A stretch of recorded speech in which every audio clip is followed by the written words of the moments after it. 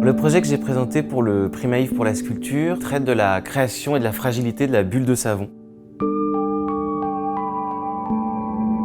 La bulle de savon, qui est un objet qui est assez paradoxal entre quelque chose de très enfantin et de très savant, très complexe, qui finalement est aussi joyeuse que tragique puisqu'elle disparaît. Donc j'ai voulu jouer de cette fugacité, de cette fragilité-là pour la traiter au sein d'une sculpture qui finalement réinterprète cette allégorie aussi du temps qui passe.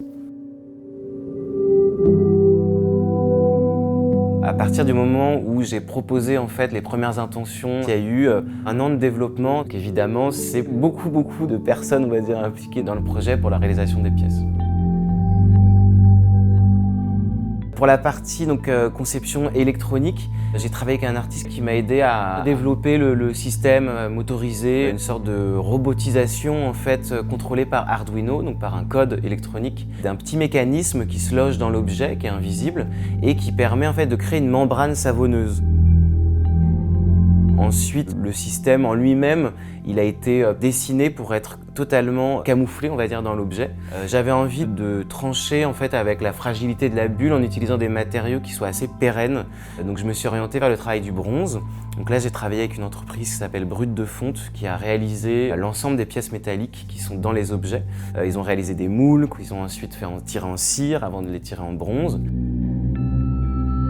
J'ai aussi travaillé avec une marbrerie qui s'appelle la Maison d'Erudet, qui ont réalisé en fait les socles qui sont en travertin et qui sont creux pour recevoir la partie technique. Donc il y a tout un travail d'assemblage, de collage, etc. En fait, en camouflant le système et le procédé technique, c'est vraiment de faire en sorte qu'on s'émerveille en fait devant cet objet et que la technologie devienne une sorte de technomagie qui disparaît, qu'on ne comprend plus. Et puis ensuite, la bulle elle-même est travaillée aussi dans le sens de l'émerveillement. Elle est remplie de vapeur, donc il y a une forme de double évanescence entre la membrane qui disparaît et puis ensuite la vapeur qui disparaît. Je parlais d'une tension aussi entre quelque chose de très matériel qui a l'air très lourd, donc qui sont des pièces en bronze, en pierre, etc. avec lesquelles en fait j'ai joué dans une sorte de défi de la gravité, un peu à l'image de la légèreté de la bulle. J'ai essayé de superposer ces objets qui semblent simplement posés, comme en équilibre, en rendant l'objet assez mystérieux. Donc voilà, il y a tout un jeu aussi d'illusions, de références, et qui se retrouve aussi sur le jeu notamment des fausses bulles, qui a vraiment la même apparence que les vraies bulles, qui semblent elles aussi remplies de vapeur, des flaques en verre qu'on retrouve qui semblent être cette bulle éclatée. J'ai aussi beaucoup réfléchi en fait à l'objet qui émet les bulles. Je voulais lui donner un statut assez ambigu entre plusieurs univers, on va dire. Donc, la première idée, c'était celle d'une forme de corne d'abondance, de quelque chose qui offre cette bulle qui la génère.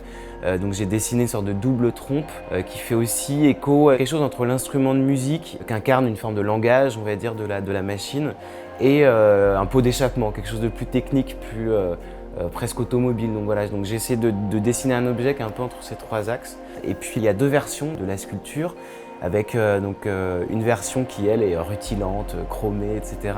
Et puis l'autre version qui est au contraire, qui est patinée. C'était aussi une manière de montrer que la bulle certes est fragile, mais des matériaux comme le bronze sont eux aussi fragiles à leur échelle, dans leur temporalité propre. Et puis d'amener une sorte de contemplation du temps qui passe, d'une forme de méditation devant cet objet assez perfectionné pour produire cette bulle qui est à la fois essentielle et dérisoire.